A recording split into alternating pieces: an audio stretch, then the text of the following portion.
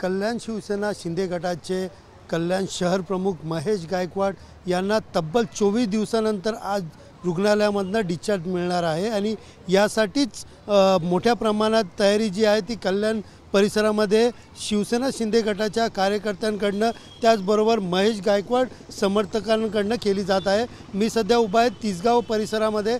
या ठिकाणी त्यांचं मध्यवर्ती कार्यालय आहे। आपण पाहू शकता महेश गायकवाड यांचं मध्यवर्ती कार्यालय या ठिकाणी आहे आणि या ठिकाणी मोठ्या प्रमाणात त्यांचे बॅनरबाजी करण्यात आलेली आहे, स्वागताचे बॅनर लावण्यात आलेले आहे। त्याचबरोबर मोठ्या प्रमाणात या ठिकाणी जे त्यांचे समर्थक आहेत, कार्यकर्ते आहेत, ते मोठ्या प्रमाणात या कार्यालयावरती आज सकाळपासूनच त्यांची वाट पाहताना दिसून येत आहे। विशेषतः या ठिकाणी त्यांचे स्वागत करण्यासाठी सजावट मोठ्या प्रमाणात करण्यात आलेली आहे। आपण पाहू शकता की त्यांच्या कार्यालयावरती फुलांची माळ लावून मोठ्या प्रमाणात सजावट जी आहे ती या ठिकाणी करण्यात आलेली आहे आणि हेच महेश गायकवाड यांचं कार्यालय आहे। या कार्यालयामधनं नेहमी लोकांशी संवाद ते साधत असतात आणि लोकांच्या समस्या त्या सोडत असतात। मात्र अशाच प्रकारे एका जमिनीच्या वादातनं झालेल्या मोठ्या प्रकरणामध्ये आणि भाजप आमदार गणपत गायकवाड यांनी पोलीस कार्यालयामध्येच त्यांना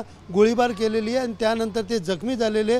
तब्बल 24 दिवसानंतर त्यांना रुग्णालयामधून आज इकडे या ठिकाणी आणणार आहेत आणि आपण पाहू शकता या ठिकाणी या कार्यालयाची साफसफाई सुरू आहे। कार्यकर्त्यांकडून मोठ्या प्रमाणात या ठिकाणी तयारी सुरू केलेली आहे आणि विशेषतः या ठिकाणी त्यांचं स्वागत केल्यानंतर ते कार्यकर्ते असतील किंवा समर्थक असतील त्यांना संबोधित करणारे व त्यानंतर या ठिकाणी पत्रकार परिषद देखील ते आयोजित करण्यात आलेली आहे।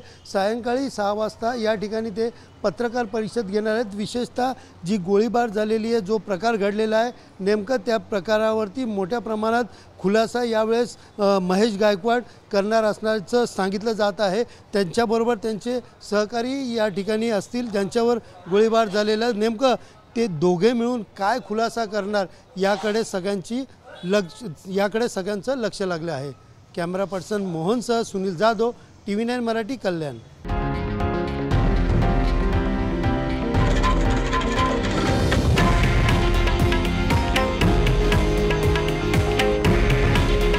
हे आहे देशातील नंबर 1 न्यूज नेटवर्क आणि आपण पाहत आहात TV9 मराठी।